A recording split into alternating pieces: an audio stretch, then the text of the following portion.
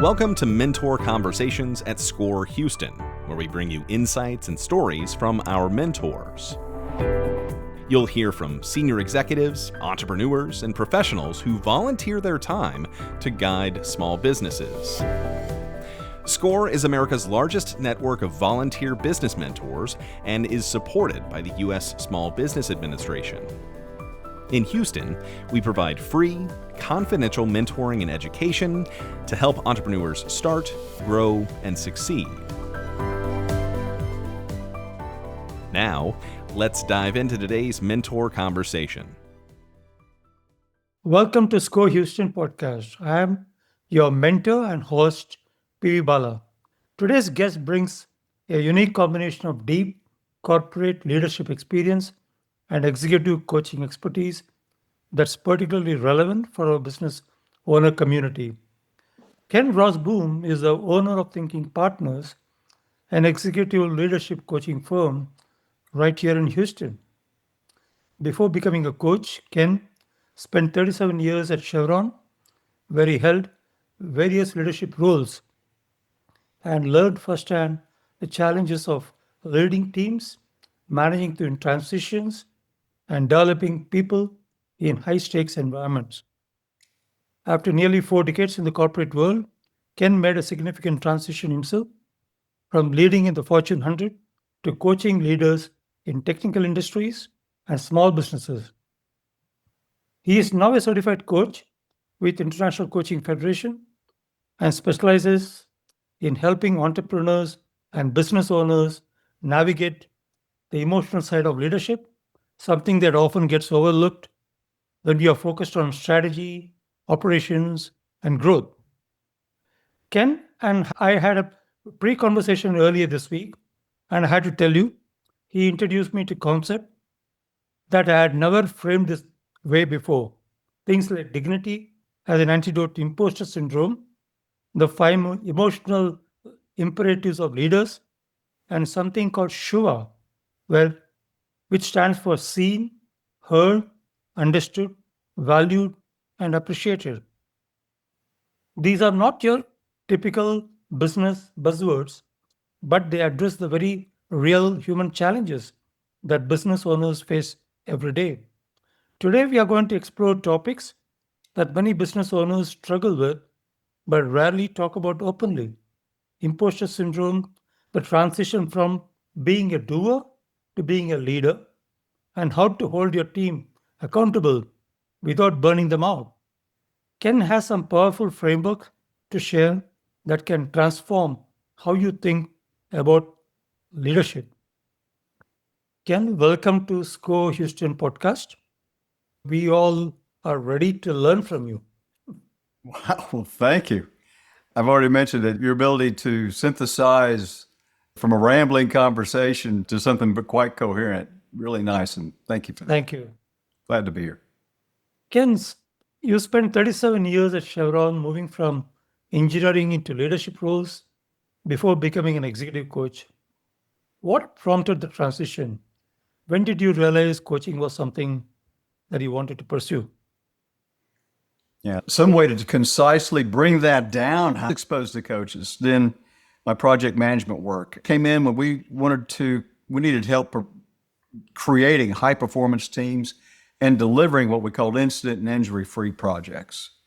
So I knew a little bit about the power of coaching and its ability to help leaders deliver on really bold promises. So I'd like to think I was known as a committed leader who led and managed projects well, and I worked hard at it. I did put in a lot of hours. And I don't want to say it was a direct cause and effect, but the truth is I had a heart attack when I was 54. And when you look back at that, I look at the gift, if you can find the gift, and it is a gift, is that my illusion of my immortality was shattered, and I knew I had to make some changes in my life. And I made a slow, unplanned, but a slow transformation to being a different man. And I'm just so thankful for that. And 4 years later, I got this opportunity to apply for severance. You get to apply to be laid off. And I chose to pursue the occupation of coaching because it was really more aligned with what gives me purpose and meaning, what brings me joy, and what's fun for me. And specifically, that's helping leaders and their teams achieve shared visions. I like that purpose and meaning. That's what we all seek. Sometimes our biggest wake up calls become our greatest gift, even when we don't feel it that way at that particular time. Yeah. In your engineering and corporate background, when did you first discover that leadership was more about emotions and people than systems and processes? Well, yeah, you're right. I didn't start out being about emotions and people. I was an engineer and I thought a pretty good one. And now when I introduce myself, if it's in the right environment, I introduce myself as a recovering engineer or a recovering project manager. And that means that I was that kind of guy that was focused on doing stuff and manipulating things and delivering projects and all that. Now, when I understood more about what leadership is, I like to think it's more about inspiring. It's more about building relationship. It's more about other aspects. So that was when I discovered, and that was kind of my slow transition. And let's talk about management and leadership for just a moment. And this might be something, if you're listening in, I invite you to take a sheet of paper, draw a line down the center of the paper, and on the right-hand side of the line, put management, and on the left-hand side of the line, put leadership. That's clear enough. And back to your question. All leaders, they manage and they lead. And all managers, they manage and they lead. What's important to me is know when you're doing which. So when you're managing, you're primarily engaged in work processes, management systems, even teams' behavior. And you're looking at project controls and finance and KPIs and sales quotas and measurement systems and meetings and meetings and meetings. And you're observing the behavior of your teams. And it's a lot of the doing of running a business. And the goal of managing is when you're managing well, you're delivering on control and predictability. You're delivering reliable results. Ain't bad. That managing is important. Let's talk about the other side of the paper, the left side of the paper, leadership.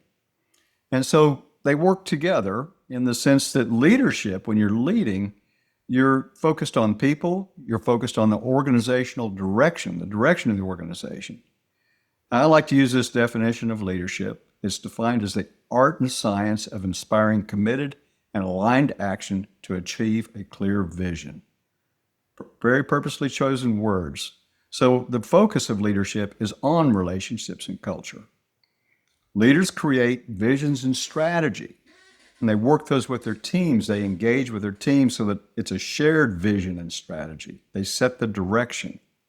And they engage their people to gain a sense of shared values and a commitment to that shared vision. So this is done through building relationships. This is done through sharing shared values. This is done through working in that space. And what are your intentions and what's the culture here? Going back to my history, I formed my understanding of this because we were challenged to deliver projects where nobody got hurt and nothing got broken. And we're talking about multi-year, multi-billion-dollar projects around the world. Nobody gets hurt. These are difficult places, construction yards, offshore, places like that. And you just can't achieve that kind of goal by focusing on PPE and wearing hard hats and following procedures. You have to lead. You have to create the culture. You have to show the care and concern. And that was actually fantastically intoxicating and effective. We did that. We delivered. And it was probably some of the proudest moments of my career. So high-performing teams need both management and leadership. It is true. I also believe that leadership and management, these are not competing approaches, but complementary skills every business owner needs. Let's start with a fundamental question many of us score clients ask. What exactly is coaching? How is it different from mentoring or consulting? Yeah, there's a blurred line between coaching and mentoring. And I'm going to say that coaching, when we are coaching, we're focused more on that left-hand side of the paper. And this is my definition and how I distinguish between the two. Talk to somebody else, you'll get a different thing. Yep. But coaching is focused on that leadership side. The personal skills, you're coaching personal skills to build a desired culture, to create better decision making.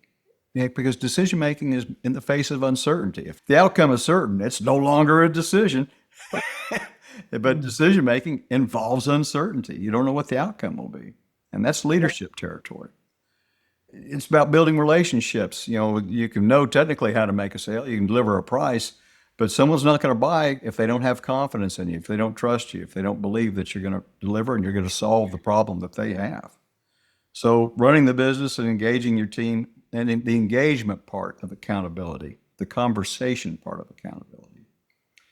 So coaches help, leaders discover their blind spots, help them discover and change parts of them. I like to say coaches help leaders get out of their own way. When everybody else is saying, I wish he or she wasn't like that. Well, that's when you're in your own way. Yeah. Yeah. Now that mentoring, also very important, and it's focused on the skills and systems of management. So you might, and PV, you way more better than I do what mentoring is about. But to me, it's very much about knowledge transfer. It's about skill transfer, the doings of all the systems it takes to run a business. And so so mentors, they work on setting up the organization, the structure and the systems that it takes to do that, as well as just the actual execution of them. The blurring happens is that many times mentors are going to get into the personnel issues and they're going to be working in the coaching space. And coaches, some coaches, truth be told, some coaches mentor and they give advice. They don't do it when they're trying to get certified because they'll never get certified if they're given advice. It just doesn't, it's not in our strict coaching ethos. When does a business owner gets to know that he needs a mentor versus when they need to have a coach? They're likely going to need both. But I know the business owners are stressed for time. So the question is, which one do I need now? So you might want to take a look, what do I need most? And may even be the thing that you're avoiding. And quite often I see managers who try to solve a relationship problem or a cultural problem with a new system, with a new procedure, with an org change, let's make a rule against that. And that may not be the best way. That may be more coaching space. Kind of how I see it. And I have to say, in terms of needing both, I'm going to go back just for a second. There was a quarterback, the Green Bay quarterback, I'm forgetting his name at this moment. I listened to when he received the MVP trophy, and he gave the thank yous to all the people that helped him get there. It was a huge cast. Brett Favre, his coach, his trainer, his PT, his physical therapist, his wife, his family, his front line, the fans, the whole thing. You do need to assemble your cast of supporters as an owner. Yeah, very true. Yeah. Many entrepreneurs start their business because they are good at something technical. You have great engineers, chefs, designers, accountants. But what is the mindset shift they need to make as they grow from doer to a leader? Yeah, that's a tough question. It's kind of like everything all at once again, huh? I thought I'll ask you that. Yeah. So let me take my shot at it here. It is my experience that entrepreneurs and business owners, they have to have incredible energy, and they do need to know their business. And they probably could do everything, but that would no longer be a company if they could do everything. You wouldn't be successful. So I think the big one that everything else falls underneath is the shifting from stop leading with your expertise and start leading with your presence. Yes. Your leadership presence. Yeah. And if you're leading with that, when you jump into your expertise, then you're kind of many times doing it for the team, or you're imposing on their creativity. So it's not as much about what you can do, it's what others can do well.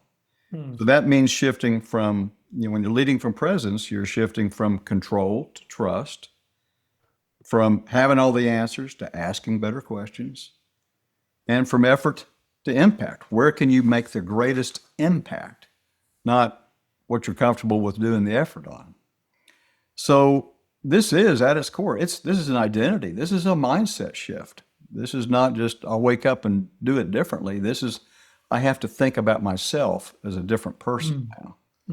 Part of that sounds like no longer be the hero.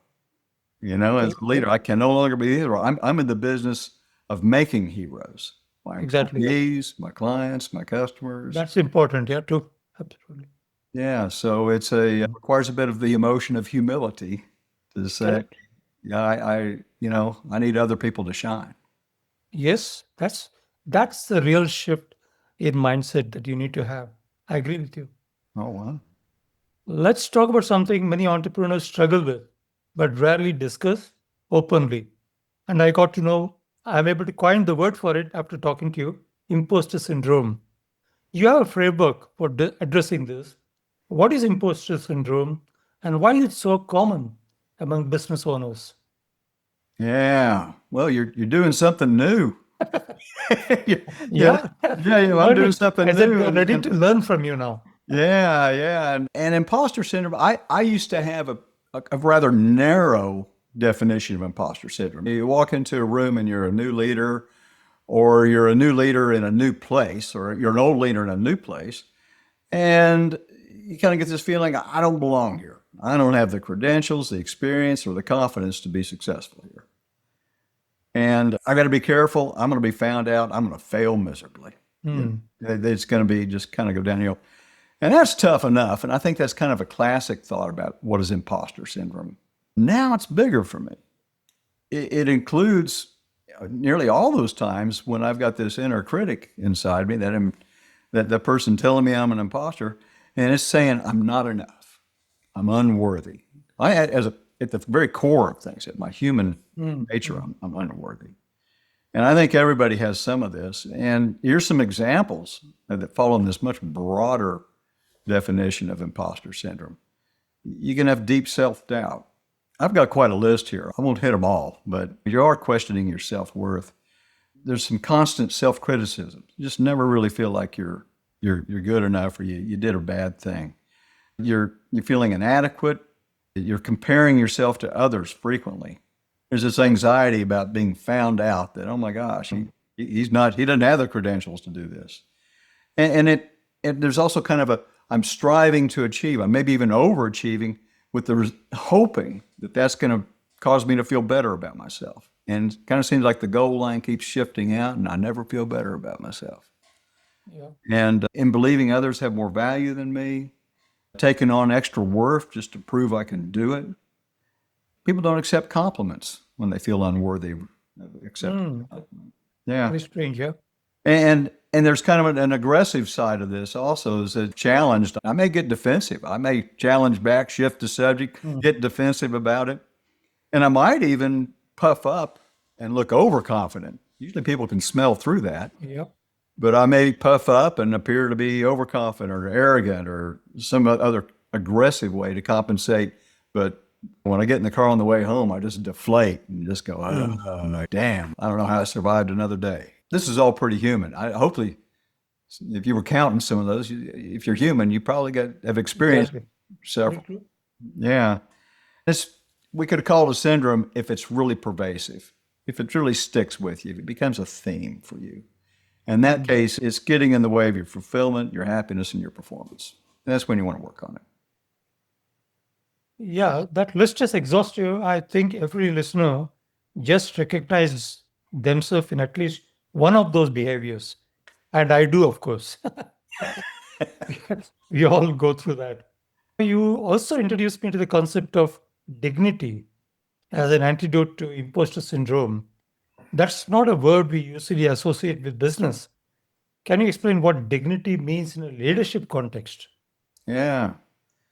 I think dignity is very much in the leaders as humans context. And let's kind of start this by think of somebody that you think of as having dignity, a lot of dignity.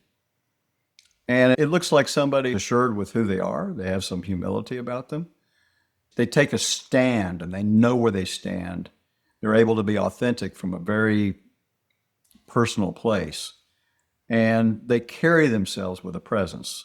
So it's easy to think of royalty from Elizabeth, Nelson Mandela. They took a stand for something far bigger than themselves. And they carried themselves in a way that had dignity.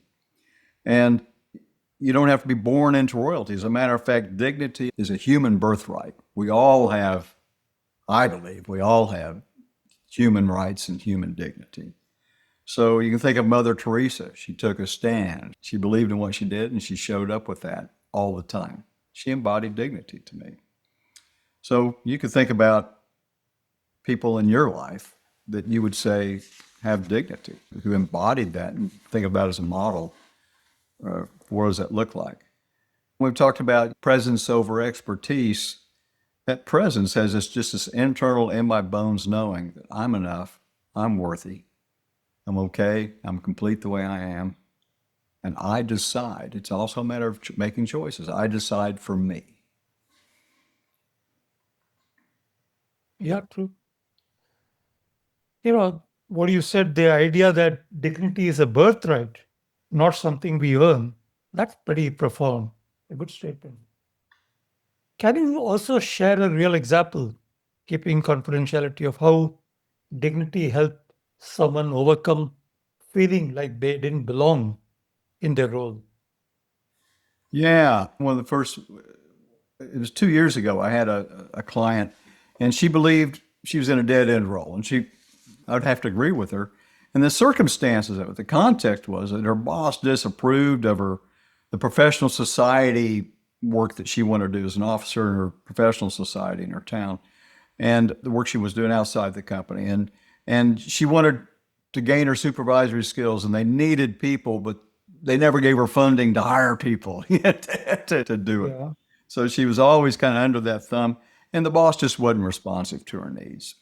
But on the other hand, she felt an obligation, which is also an emotion, an obligation, that she had high impact deliverables. She was important to the company, and she didn't want to let anybody down. And she had true friendships at the company, and she cared for them, and she didn't want to let them down. She didn't want to leave. So she felt stuck. She was unappreciated, unhappy, and didn't know a way out. Hmm. And in our first conversation, it became clear that she was keen for the validation of others. She really kind of wanted that. And you think about dignity, I'm kind of self-validating, right? Yep. And so she didn't want to disappoint anybody. So we worked on developing that deep sense of inner worth, which is dignity, as we talked about. And coaches do this in many ways. I happen to believe that body, emotions, and language all run together. That's right. So she liked to walk, so we turned those into dignity walks, where when she went for walks, it might have been less about exercise, but she slowed down and walked the way a very dignified person might walk. I see. Oh, And she embodied that and took up space on the sidewalk and owned what she could see. She had her eyes on the horizon and became relaxed and chose some words that went with that to erase those inner critic words that, you're stuck, you're in trouble, and you'll never get out of here. You have to wait till they fire you. But she repeated words that were more like validate her self-worth, and she gets to decide. Yeah, a couple more months, a couple more coaching sessions, and she had a new job. excellent. Yeah, 30% raise, and she's still there and darn happy. And so Lovely. that's so nice to hear those things. Now, I don't want to leave anybody with the impression that if you gain your dignity, that you're going to move jobs and get a pay raise. Yeah. But I do think it is a path to a lot more happiness and fulfillment and the ability to see things more clearly. Yeah. Now, that's a good example of how changing our physical presence can actually change our internal experience, ultimately our external circumstances too. Okay, for a scope client who has just stepped into a CEO role for the first time, or hired their first employee, or landed their first major client, and then they are thinking, who am I to do this? Am I capable of doing this? What would you say to them? How will you encourage them? Well, before we started talking dignity, I'm sure I'd say congratulations. That's true. And just remind them it's likely that several people trusted them enough. If they earned the CEO job or if they became a business owner, there's a whole bunch of people that trusted them enough and to give them the keys and make them think they could run to have the keys. So the keys to the company. So congratulations, you're there, and it's a hell of a challenge. And I think they might feel like the dog that caught the bus. It's like, what am I going to do with this thing now that I caught the bus? When we get to that point, I would help them claim that ownership of their position. And it's kind of a provocative question, but if not now, then when? Correct. If not who? If not you, then who? And you look left, you look right, and say, well, heck yeah, I was qualified as anybody else, or lean into this. And a lot of times it's a confidence thing, and we've talked about this a little bit. Correct. A lot of people have this mindset or this unwritten belief that I have to be competent to feel confidence. That's right. And if I was a new CEO, if I was a coach, I might, and they were struggling with this, I might say, tell me about all the challenges you've overcome in your life to get to this point. Exactly. And did you have a plan when you started? Were you in over your head? Were you? And they play. I did it. And what makes you think that you can't be confident that you'll overcome the challenges ahead of you? Correct. And we're not asking for somebody to be puffed up or overconfident or anything there, but you could just come into that quiet confidence that says, it's tough, but here I am. I think we all tend to underestimate our own competence and talent. We all have much more than what we are using. In fact, I was also learning in one of the magazines that the brain power that we have and what we use is really a minuscule of the potential that we could tap into, but we are not even aware of that. We don't do it, fortunately. A lot of that brain power's, you think about it, start rehearsing the stories that you tell yourself. Behind that confidence thing might be the story of, well, if I've had this job for a year and a half, that's long enough. I'll be confident then. I'll be up the learning curve. I can be confident then. I think you just need to have a conviction that you're competent to gain the confidence later. Anyway, most of the business owners nowadays can quite exhausted. They work, they slog 60 or 80 hours weeks. And what are your thoughts on how a burning out, exhausted owner can be resilient and sustain themselves for the long haul?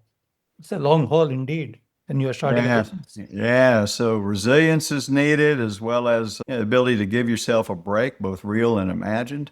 And it's all there. And I think there's several reasons why I think burnout is so tough. And one quick way of visualizing it, remember that piece of paper? There's structural that are set up for particularly new business owners that in the management side that just says, I'm also the procurement department. I'm also the compliance department. And so all those things that you can't escape. And so you do have that management challenge, and particularly as you grow and you slowly add people to that, if that's your business model. And then there's the leadership side, which is the mindset part of this, and the mindset that says, I got to do it all, or it all has to be done. So you think about this in terms of delegation, that the leader may say, hey, I got to delegate this, but the management side says, well, you don't have anybody to delegate to, so you don't get to delegate. It's a kind of they're hand in hand. So there are management things you can do to give you the structure to get your time back. And these feel like hacks, but they're real. You can work on scheduling meetings with 10-minute breaks. You can work on being real clear about what meetings are for and what you're doing with your meetings. You can do time blocking. You can do all those mechanical and structural things, which I would fall into the management side. And then there's also the leadership side, which is the mindset part and your belief about yourself and remember that part about providing impact, just not effort. So what am I going to work on today, and how am I going to do that? So that involves change. And what I'd like to propose here is a change model that I believe deals with unpleasant. At some points, it's really fulfilling. Sometimes you feel really satisfied after a 80-hour week. It was 70, and I had a lot of 70, 80-hour weeks. It was really satisfying, but is it sustainable? And when you take a step back, is it really how you want to be in your life? So the stepwise model here, that first step is, and this is probably the most uncomfortable part, is you got to develop a keen sense of dissatisfaction. You got to decide that what you've been tolerating is no longer tolerable. And you've likely been placing the blame on the situation or on other people or someplace like that, but you're going to have to own some of that. You got to own some parts that are blaming and say, what can I do about it? So one of the first steps to change is decide that the current situation is just no longer tolerable. I can't continue like this. And then the next thing is we've gotten clear about what we don't want, but now the next question is, what do we want? And that's actually a tough question. And in coaching, that might take some time to figure out. Rarely is the first answer to that question, it's not inspiring. So someone might say, I want to move from 70 hours to 50 hours. I want to leave the office by 6. I want to leave the office by 5. I want to do that. And those are good targets. Those are management targets. But the leadership target, that's something that inspires, is I want to be home with my family. I want to take care of my fitness so I can grow to be old and enjoy my family and enjoy my life. I want to have clarity of thought. I need some sleep. So it's things that become inspiring, things to be that when I look back at my life, I want to say I had that too in my life. So now we get a real core want out of this. And the next question is, what's possible? Smart people, we're really good at talking about the barriers to what's possible. But the coach is I'm going to ask you to expand. No barriers here.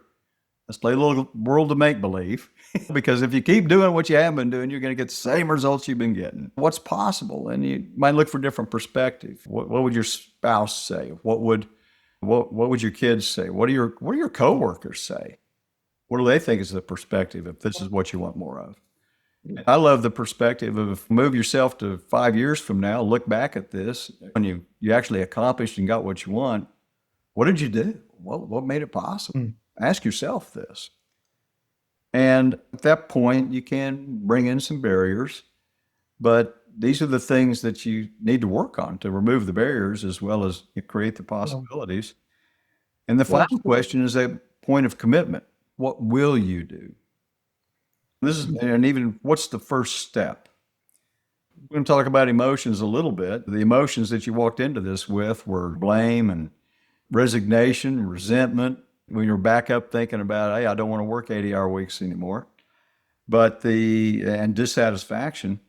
But when you move to commitment, particularly on something that you don't know if it's going to work or not, the emotions that you need to access are courage, trust, faith, hope. I think I'll move to a different scenario now. This is also something our clients face constantly.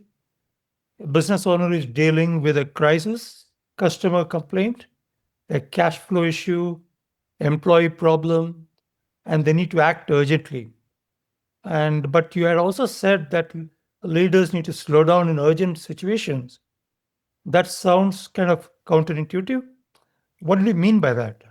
There's that famous quote that's out there. Maybe you've heard it.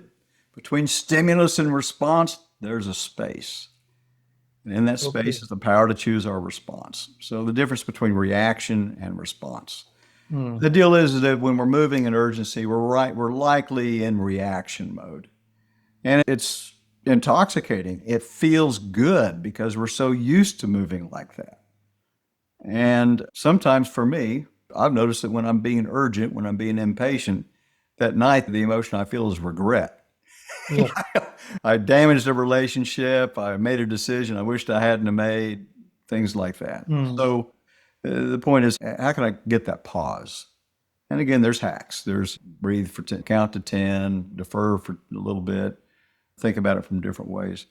Those are great ways to do that. A lot of coaches are going to support with a mindfulness practice. If you have a point every day that you slow down intentionally, 5 minutes, then that becomes a bit more comfortable. And then when that moment comes, when you need to take a pause, you think, oh yeah, I do that every morning. And That's right. it does 30 seconds. Yep. And It also clears your mind for that matter. So the key word here is practice. When you talk about mindfulness, it's a mindfulness practice. Coaches, and when you're in sports, coaches show up practice. And a lot of people, this feels uncomfortable. It feels like I can't waste 5 minutes. In the recovery community, they call it fake it till you make it. I like the term practice it until you become it. That's how, to me, that helps with that business of being urgent. So applying that over the past few months myself, and it's No, made a world of difference. It's been really yeah. nice. Another challenge, let me put it forward, is the accountability. How do you hold your team accountable without overwhelming them or micromanaging them? Also a challenge. From a And doer to a leader you want to become, this is something that you need to learn. it is, and man, we're hitting all the favorite topics today, man. This is all of it. Yeah, I mean, you can go to that business bookshelf, and I'll bet you can find accountability on some book spines, Yeah. And I'm just going to leave with a key part to accountability, and to me, it is making agreements, making clear agreements. Agreements require that you and I made an agreement on whatever the action is going to be. What's the results? How are you going to get there? When's it going to happen? And just to be clear, an expectation is not an agreement. Masterful leaders create great agreements, clear agreements from expectations. If you have a clear agreement, then accountability begins to flow. It happens. It's a bit painful sometimes to get the clarity of an agreement. Now I've got tools around that, but clear up the agreement. And every time you say, well, that's not what I expected him to do, well, there's a clue there. Maybe next time let's form an agreement around that. Yeah. No, which is on a day-to-day basis, the distinction between expectation and agreement is quite huge. So many workplace conflicts probably stem from treating one as the other. Yeah. They're not the same. They are not the same. But we talked about earlier this week, we talked about the importance of relationship building. And you talked about the acronym SHUVA: seen, heard, understood, valued, and appreciated. Can you say something more about that? Yeah. Let's add employee engagement to that as well. Okay. Yeah. I mean, there's been some recent studies, current studies about how discontentment is running pretty rampant. I don't know how it is in the small companies you're with. I think a lot of people, I'd like to think people are highly engaged, but Well, that's the reason they're not able to retain their staff, you see. That's so the challenge most of them have. yeah, so retention, this gets back to it. So to me, the important goal here is that sense of belonging. Correct. Belong here, that Okay. I'm appreciated here. And so let me unpack Shuva. You've heard all these words before. I don't know if you've ever heard all 5 words at the same time: seen, heard, understood, valued, and appreciated. And these are basic fundamental human needs. And when people do feel that they have Shiva, I'm going to use the word Shiva for brevity here, that they do feel that they're seen, then they feel like they're connected and they're able to align with the organization and the other humans there. Just to make sure what I mean when I say seen, heard, understood, valued, and appreciated, when someone is seen, it's not that they're seeing, you see that it's a much deeper seeing what their gifts and talents are. You know what they want, you know what struggles they have.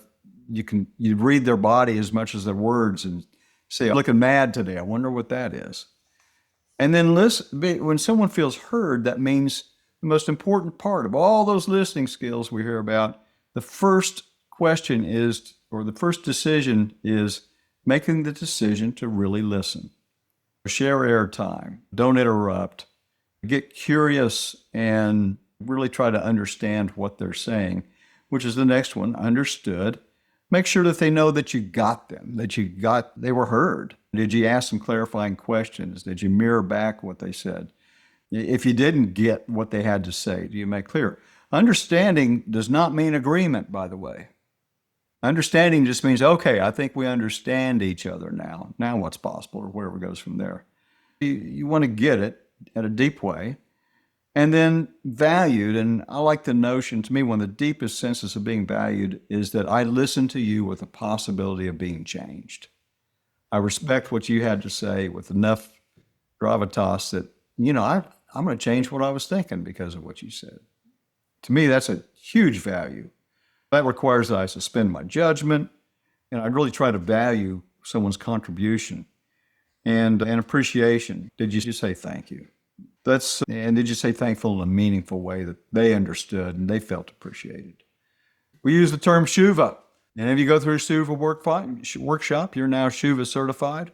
And if you don't believe it works, I challenge you to this, the Shuva challenge. Take a week, name 1, 2, 3 people that you want to identify as your Shuva targets and build relationship with them and go through the steps in your mind when you're talking to them. See, hear, understand, value, and appreciate. And make sure they get a dose of Shuva, dose of sugar every day, dose of Shuva every day for a week. And then I challenge you to sit back, observe, and see what happens.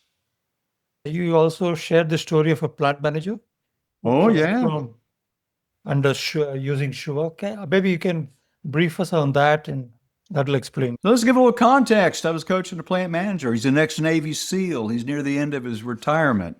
He was brought in to get this plant running better. And he's a can-do leader. And he was delivering. He was doing pretty good. And then they did the employee survey, and it was not shining. It went down a few points. Okay. And it was just clear that he didn't have confidence in many of his employees. And in some of his employees at least. And that lack of trust, that low regard in their capabilities, it just couldn't be hidden. They knew. And showed up as favoritism, just maybe not in promotions and pay, but just in who you listen to, things like that. So we embarked on that mindset shift for him because he didn't want this. And that first step of those questions I asked earlier, this was intolerable for him. He wanted to leave a bigger legacy for this company, that he left behind leaders that could do it. And he identified the emotions of arrogance and doubt and wanted to move those to respect, curiosity, compassion, even love, to really respect his people, cherish his people. And so part of that was that he went out to the plant more frequently, and he went on walks that weren't about maintenance or problem of the day, but they were like Shuva walks. And he learned about the people. How's your tomato garden today? How's your mom? How's your this? And he developed relationships with them, and not just thank you for the value and the transactional value here, but thank you for being here as a person. And lo and behold, things got better. And he shared with me at the next Christmas party, when they were known for having pretty good Christmas parties. But it was kind of fun, but it was also had a wonderful, deeper meaning. He was given a trophy for most improved. Wow, lovely. Yeah. That's great. To be appreciated like that by your team. It's just way cool. So yeah, that was a nice win. You believe, and you also mentioned that leaders should have a wide range of emotions they can access. Why is that important? Isn't it better to stay professional, even keeled, and then act professionally, objectively? Yeah. We have that vision of executive presence of only tall guys get to have that. They're kind of stoic. And I would call that the emotion. We're always in an emotion. I would call that the emotion of dispassion. Dispassion means I've removed my judgments. It enables them. It enables me to look at the data and act with intellectual acuity, even when stressful times. This is valuable. This is good stuff, but it allows the leader to be balanced, present, relaxed, and make a call in a difficult emotional situation sometimes. But is this one-dimensional leader really the person you want to work for? Is that really who you want to be at the coffee cooler with in the morning, or at the water cooler or coffee area in the morning, or wherever? So I believe that flexibility and the ability to choose is what is presence, when we talked about moving to presence from expertise. So wouldn't you like to work for a leader who inspires with enthusiasm, who acknowledges their own anger and frustration, anxiety, and then they acknowledge anger, but maybe they'll act with curiosity or respect or compassion. And they would let the importance of an issue, they have gravitas that says, this is important. This is a deal. And they allow focus for that. And they can have ease and faith and trust and optimism when the going gets tough. That they can channel those energies as opposed to just frustration. And they're grounded. They have humility. They have gratitude. They trust themselves. So all these are emotions. And they're all the ways that somebody can be and have presence that works. They're able to interact with stakeholders and customers. They build trust. They're sincere. They care. They're loyal. Those are emotions. There's an emotional intelligence that comes with this. And when someone is emotional regulated, they understand that, and they're literate in their emotions. They know that the emotions have logic and they influence your decisions. And decisions are not just in the intellectual, they're all up in your head. Let's move forward. You also talked about the Enneagram personality assessment in your coaching when we talked earlier also. And for those unfamiliar with it, what is Enneagram and how does it help business owners? Yeah, Enneagram, like any assessment, it gives you a window. It gives you a new perspective. The Enneagram is fundamentally based on a person's motivations. As an Enneagram 9, I'm motivated to have peace in my life and harmony in my life. Mm. But it so provides me with that clarity. I didn't know that so well. And I've got blind spots and strengths and triggers that assessment will give me, and other assessments too. But it provokes that insight. I had to learn that to have peace, I got to have conflict. I can't have peace without conflict. I had to go learn that, PB. That's how it is for me. And assessments, I think they have value that if you think of them as a box, I think that's a mistake. If someone says, oh, I'm an introvert, so therefore I don't have to go to parties. Well, that's a box. An assessment is a platform, gives you knowledge and gives you something to grow from. And I'm a practitioner for a brand new assessment. It's an emotional regulation dashboard. And so it compares your personality to your ability to regulate your emotions. So I'm really excited to be working with that assessment. Okay. SCORE mentors bring decades of business experience. They are naturally inclined to share advice and solutions. My question is, when should a mentor resist giving advice and instead ask coaching questions? Yeah. Remember when we're back to that sheet Yeah. of paper, mentors were brought on board to give advice. And that advice is best in their areas of expertise. And I do have this rule about advice that the quality of advice is directly proportional to the number of questions before you got the advice. That's some wisdom. Yeah, so if you get advice after no questions, then it's likely they're just saying what worked for them 10 years ago. But I don't think that's what your mentors are doing. I think they're much more engaged in that. And so advice giving when it comes to relationships and culture, Okay. I might be a little bit more concerned about that. I think that's something that the business owner needs to figure out. You have been doing this coaching for 7 years.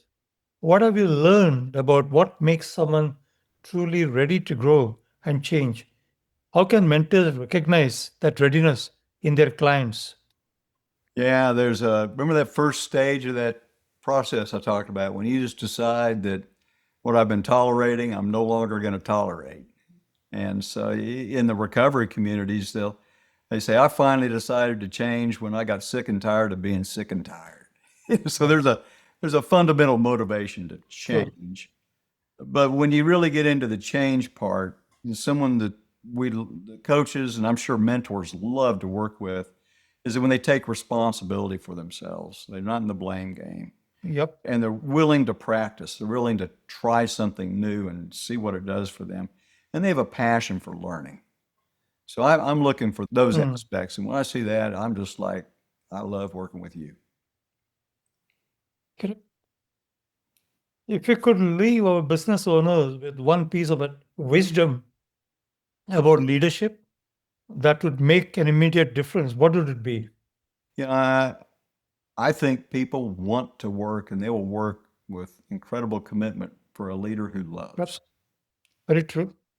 And it's not love in the romantic sense. It's that they love what they're doing, they cherish what they're doing, love themselves. They practice some self-love. Yeah, that's a guy I want to work for. And for someone who thinks I could benefit from coaching, what should they look for in a coach? How do they know if it is a good fit? I would, well, don't overthink it. If you think you want to coach, you think it might help, well, go find out. Don't overthink that. If you think that, then you probably would benefit. But to prepare yourself, do the work of coming up with 3 outcomes you'd like to get out of coaching. Mm. If you know that, and then when you start going to Google or talking to friends, who's your coach or whatever, kind of test that coach against those 3 outcomes. Do they have relevant experience? Does this sound like something that they're all about? I think that's a good place to start. And then interview. Go have some conversations. I can't believe a coach wouldn't want to have what we call a chemistry conversation. Correct. That says, hey, and you decide Mm. if this guy or this gal, this coach is somebody that you could trust and you would try out whatever they suggested. And what if a SCORE client is interested in coaching, but is concerned about the cost? What would you recommend they do? Always, that's the issue. I'd still do a free session. I'd go find out. I think go find out. Have some of those preliminary conversations and see if there is value for you, and maybe be upfront about what you have or don't have that you'd be willing to part with and do that. If you had 0 funds, I'd say give me a call in the Yep. sense that that woman that got the new job with a 30% raise. Doing a test thing. I was learning something new about emotions. Right now, I'm learning how to do this assessment, the new assessment. So I'm dying to have some people to work with that on, and the entry cost may be quite low. So go find out Yeah, what emerges at chemistry, if that works for you or not. it's true. Find out. And you be offering SCORE clients a free session? How do they reach out to you? Well, the first answer to that is heck yes. And check my website, www.thinkingpartners.com, or give me an email, ken@thinkingpartners.com. And call, I'll have a little chemistry call. Encourage you to come with your 3 things you want to get out of coaching. Precisely. Yeah, I could talk about what this might look like for you. I'm moving to a model where I'd like to make a shorter term impact. Some Okay. coaches will say, oh, I only take people on for a year. And that's a trust thing if you don't know the person. Yep. Yep. Yeah. There might be a shorter term way to get started and you can make a huge impact. That's good. Ken, it was lovely talking to you. I really enjoyed both the previous conversation and this conversation. And I'm sure the listeners and SCORE clients, they would also enjoy. And they would benefit by this podcast. Thanks to you. Thanks for coming on our podcast. Oh, and thank you so much. I've really enjoyed doing this. I've really enjoyed your organization. I've really enjoyed preparing for this. It was a great chance for me to articulate things that have been rambling in my head before I went to sleep. So it's a great way for me to do that. And I'm just very appreciative of the opportunity. So thank you very much. Personally, you also gained a lot in the interaction. So that will be very useful to me too. Oh, the final question of every coaching session is, what's your takeaway? Having you as a podcast guest, I would say, for me. Thank you. Lovely. Thanks for listening to Mentor Conversations at SCORE Houston. If you're an entrepreneur or small business owner, we'd love to support your journey. You can reach us at 713-487-6565 or visit us at 8701 South Gessner, Suite 1200, Houston, Texas 77074. Our office is open Monday through Friday, 10 a.m. to 2 p.m., except for federal holidays. Walk-ins are always welcome. To learn more, to request free mentoring, or to register for workshops, visit us online at score.org/Houston. Until next time, keep learning, keep growing, and remember, at SCORE, we're here to help you thrive.